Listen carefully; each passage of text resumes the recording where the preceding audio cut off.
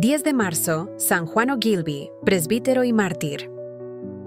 El padre de Juan Ogilvy era barón de Drumnakeith, señor de muchos territorios en Banffshire, y jefe de la rama menor de los Ogilvy. Su madre, emparentada con los Stewart y los Douglas, era hija de Lady Douglas de Lochleven, la carcelera de María Estuardo. Como muchas otras familias de su tiempo, una parte de los Ogilvy eran católicos y los otros presbiterianos. El padre de Juan, aunque no era propiamente enemigo de la fe, educó a su hijo en el calvinismo y le envió a los 13 años de edad a continuar su educación en el continente. Ahí, el joven empezó a interesarse en las controversias religiosas, que eran entonces muy populares en Francia y en las regiones que se hallaban bajo la influencia francesa. En dichas controversias tomaban parte famosos católicos y calvinistas, y el eco de sus disputas ejercía una gran influencia en el mundo intelectual de la época. Pronto comprendió el joven que era necesario rectificar su posición religiosa. Según un discurso, atribuido al santo en una versión escocesa de su juicio, Juan consultó a los más destacados intelectuales italianos, franceses y alemanes, y todos le hicieron notar el contraste que ofrecía la continuidad de la doctrina católica con las novedades introducidas por la Reforma, así como la unidad característica de la Iglesia Católica. Confundido por estos argumentos, Juan abandonó las controversias y se dedicó exclusivamente a estudiar dos textos de la Escritura. Dios quiere que todos los hombres se salven y lleguen al conocimiento de la verdad. Y venid a mí todos los que sufrís y estáis afligidos, y yo os consolaré. Pronto cayó en la cuenta de que la Iglesia Católica no hacía distinción de personas, y que en su seno había gentes de todas las clases sociales que despreciaban realmente al mundo. Estas reflexiones y el testimonio de los mártires acabaron de decidirle. Con el objeto de pertenecer a la Iglesia de los Mártires, determinó hacerse católico y fue recibido en la iglesia del Colegio Escocés de Lovaina en 1596, a los 17 años de edad. Pasó los 3 años siguientes en diversos colegios de Europa. Por falta de fondos, el padre Crichton tuvo que despedir del Colegio Escocés a muchos alumnos, entre los que se contaba Juan Ogilvy, quien pasó a estudiar con los benedictinos escoceses de Ratisbona. Ahí permaneció 6 meses dedicado a la literatura, y tal vez adquirió algo de ese estilo benedictino que es independiente de las tradiciones nacionales. Después, ingresó en el Colegio de los Jesuitas de Olmutz, a título de estudiante laico. Ahí tuvo oportunidad de conocer a la Compañía de Jesús. Aunque la orden tenía apenas algo más de 50 años de vida, se hallaba entonces en el pináculo de la fama, y contaba entre sus miembros a algunos de los hombres más destacados de la época. Al año de su ingreso en el colegio, Juan pidió ser admitido en la compañía, pero en ese momento estalló una epidemia que obligó a las autoridades a cerrar el colegio. Sin arredrarse por ello, el joven siguió al superior hasta Viena y fue admitido en el noviciado de Brunn. Citemos las palabras del padre W. Brown en su biografía de Juan Ogilvy. Durante los 10 años que pasó en la provincia austríaca de la Compañía de Jesús, Ogilvy se formó en una disciplina rigurosa. El saber del Renacimiento y el método escolástico se combinaban en una sólida formación intelectual, muy completa, y la vida espiritual no era menos sólida. Juan aprendió entonces ese dominio de sí mismo que constituía la principal característica de los jesuitas y era la mejor garantía de la obediencia perfecta y del despego de los lazos terrenos.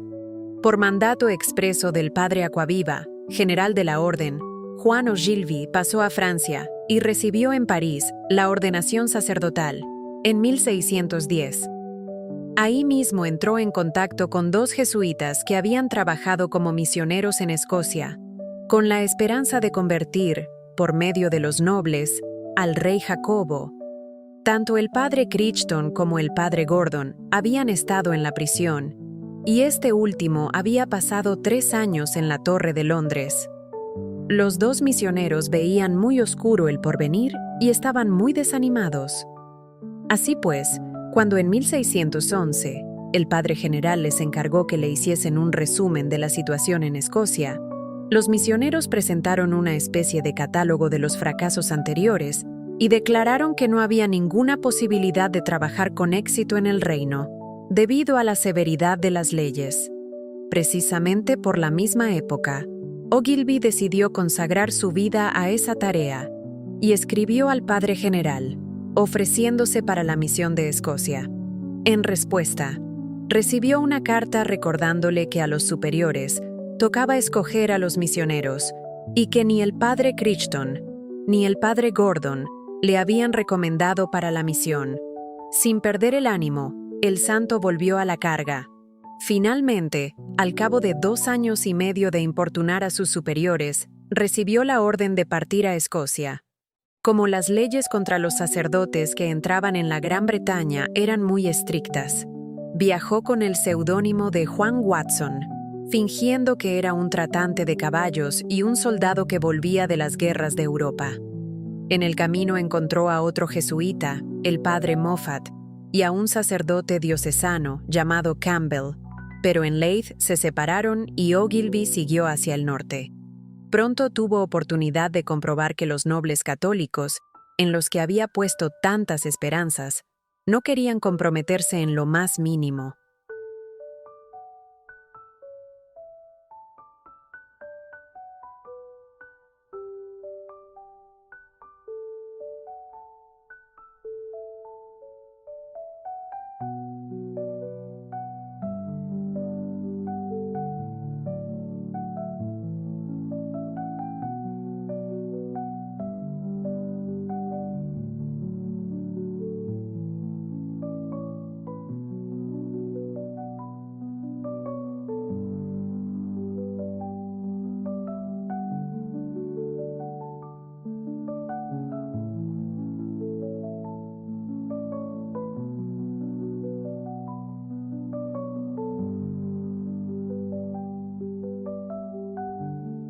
La mayoría de ellos había aceptado exteriormente la religión del Estado, y apenas unas cuantas familias de la clase media, que carecían de toda influencia, se mostraban dispuestas a albergar a un sacerdote. No sabemos gran cosa de la actividad del santo durante los 6 meses siguientes.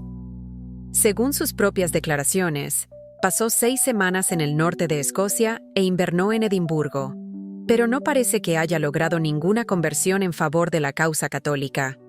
Comprendiendo su fracaso, decidió volver a los antiguos métodos de los jesuitas. En Londres, entró en contacto con el rey Jacobo, o con uno de sus ministros, y propuso un proyecto semipolítico que se ha perdido. Durante las negociaciones, hizo un viaje a París para consultar a su superior, el padre Gordon, quien le reprendió severamente por haber abandonado su misión y le envió de nuevo a Escocia. De vuelta en Edimburgo, el padre Ogilvy se estableció en la casa de un sincero católico, Guillermo Sinclair, abogado parlamentario. Ahí conoció a un franciscano, que también se llamaba Juan, y entre los dos atendieron al reducido número de católicos que se reunía en las casas de Guillermo Sinclair, Juan Phillips y Roberto Wilkie. La grey del padre Ogilvy empezó pronto a crecer, y el misionero se hizo famoso por la insistencia con que predicaba el fervor en la vida católica. Según parece, desempeñó al mismo tiempo el oficio de tutor del hijo mayor de Sinclair, quien más tarde entró en la Compañía de Jesús. Algún tiempo después, empezó a visitar a los católicos en la prisión, cosa muy arriesgada, pues los guardias no abandonaban un solo momento a los visitantes. Aún tuvo la osadía de ir a visitar a Sir James MacDonald en la prisión del castillo. Sir James recordaba todavía las visitas del santo muchos años después.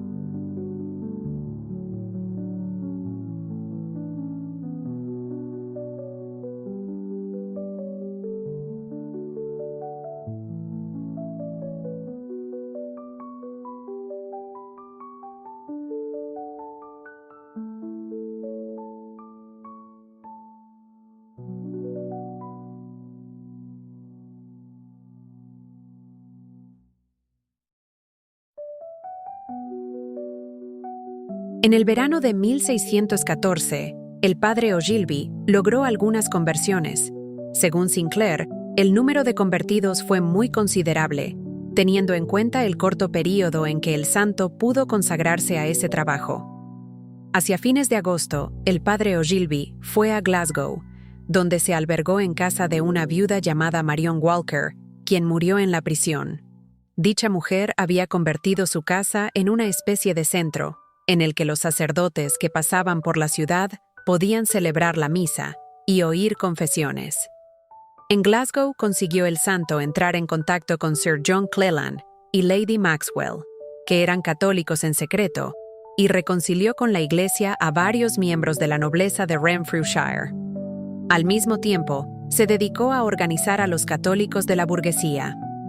Poco después de su regreso a Edimburgo, supo que otras 5 personas de Glasgow querían reconciliarse con la Iglesia, y volvió a toda prisa a esa ciudad. El 4 de mayo celebró la misa en presencia de Adam Boyd, uno de los 5 que querían la reconciliación. Después de la misa, Adam Boyd dijo al santo que quería instruirse y le rogó que acudiese, a las 4 de la tarde, al mercado donde un mensajero iría a buscarle para conducirle a un sitio seguro.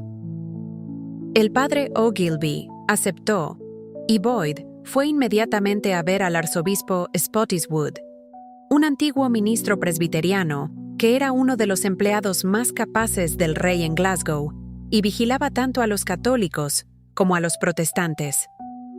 Convinieron en que un criado muy vigoroso del arzobispo, llamado Andrés Hay, iría a encontrar a Adam Boyd y al padre Ogilvy en el mercado. Boyd denunció también a todos aquellos de quienes sospechaba que trataban con el padre Ogilvy. El jesuita llegó al sitio de la cita, acompañado por Jacobo Stewart, hijo del antiguo jefe de la policía, quien al ver a Hay aconsejó al santo que volviera inmediatamente a casa.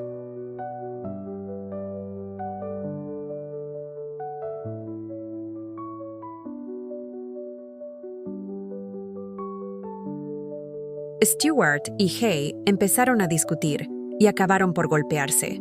Algunos transeúntes participaron en la lucha y finalmente Ogilvy fue conducido a casa del alcalde de la ciudad. Hasta allá le siguió Spottiswoode con sus guardias.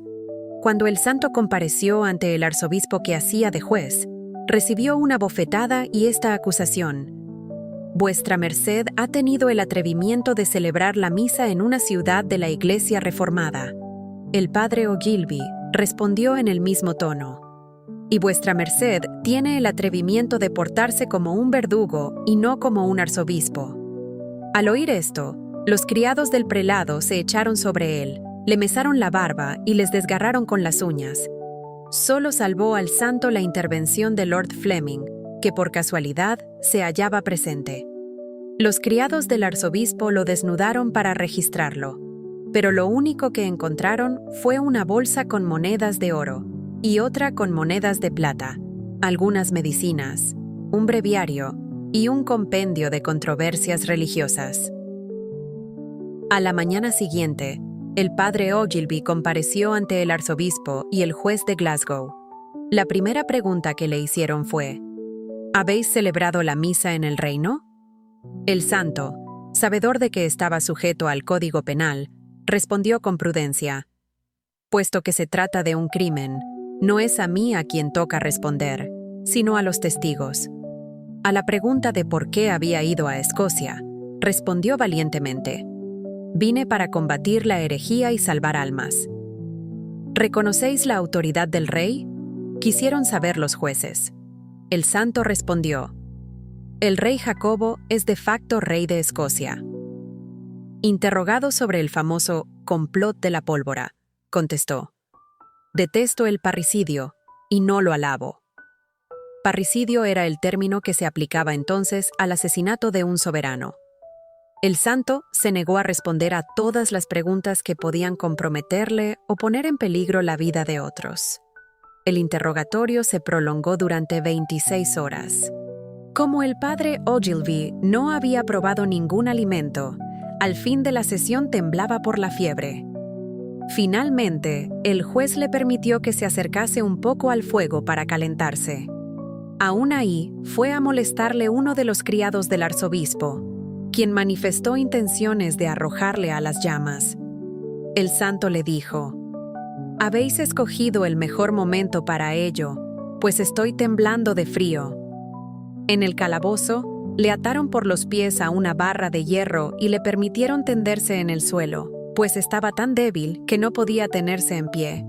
Spottiswoode obtuvo permiso de aplicarle la llamada tortura de la bota, pero no parece haberla empleado en todo su rigor. Para aumentar los sufrimientos del santo, Spottiswoode divulgó la noticia de que había revelado los nombres de sus amigos. Cuando los verdugos vieron que ni las amenazas ni las promesas lograban que el padre Ogilvy revelase los nombres de los católicos escoceses, decidieron privarle del sueño para disminuir su resistencia. Durante 8 días consecutivos y sus noches, le punzaron el cuerpo con agudas estacas, le arrastraron por el suelo, le sometieron a la tortura del ruido y le mesaron los cabellos.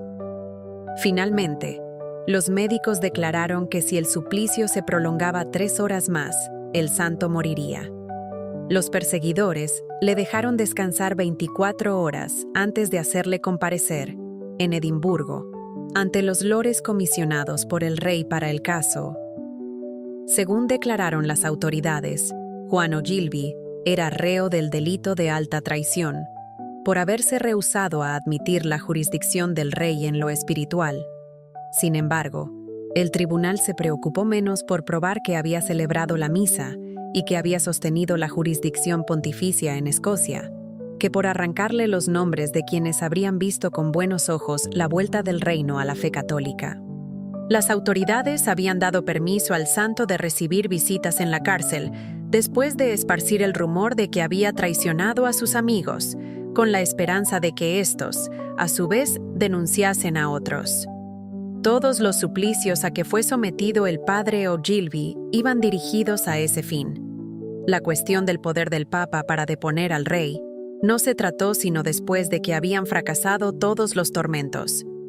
Sobre esa espinosa cuestión, que preocupaba mucho a los teólogos de la época, el santo contestó que solo estaba dispuesto a responder al Papa. Después del segundo juicio, el padre Ogilvy fue nuevamente trasladado a Glasgow, donde, según parece, le trataron bien al principio. La noticia de su heroísmo había corrido ya por Escocia, de suerte que los perseguidores, y sobre todo el arzobispo, hubiesen dado cualquier cosa porque el santo apostatase y reconociese la supremacía del rey. Al poco tiempo, se presentó al padre Ogilvy un cuestionario redactado por el mismo rey. A las 5 preguntas, que versaban sobre las relaciones de la Iglesia y el Estado, el santo respondió en una forma que equivalía a firmar su sentencia de muerte. Aunque los guardias empezaron a tratarle con mayor rigor, el padre Ogilvy pudo continuar escribiendo en latín un relato sobre su martirio. Cuando lo terminó, consiguió deslizado por debajo de la puerta a algunos católicos que habían entrado en la prisión, bajo pretexto de visitar a otros presos. Pero todavía le faltaba soportar al padre Ogilvy un tercer juicio. Las autoridades le hicieron saber que se le iba a juzgar, no por haber celebrado la misa, sino por las respuestas que había dado al cuestionario del rey. El arzobispo le ofreció su protección si se retractaba de tales contestaciones, pero el santo replicó: «Yo estoy dispuesto a obedecer al rey en todo aquello en que tenga autoridad, y estoy pronto a verter mi sangre por defender su poder temporal. Pero me niego a obedecerle en las cosas espirituales, pues en ellas carece de jurisdicción». El santo fue sentenciado a morir como traidor. Su amigo Juan Brown, que le acompañó hasta el fin y recogió sus últimas palabras, afirmó que todavía en el cadalso, los verdugos ofrecieron al padre Ogilvy la libertad y un brillante porvenir, si abjuraba de la fe. Esto demuestra, con evidencia, que el motivo por el que fue condenado era la fe y no la política. Cuando los verdugos retiraron la escalera y dejaron al mártir colgando en la horca, la multitud clamó contra las autoridades que le habían condenado tan injustamente. La causa de Juan Ogilvy no se introdujo en la de los otros mártires ingleses, sino que fue beatificado aparte, el 22 de diciembre de 1929. La Compañía de Jesús celebra su fiesta el día 20 de febrero.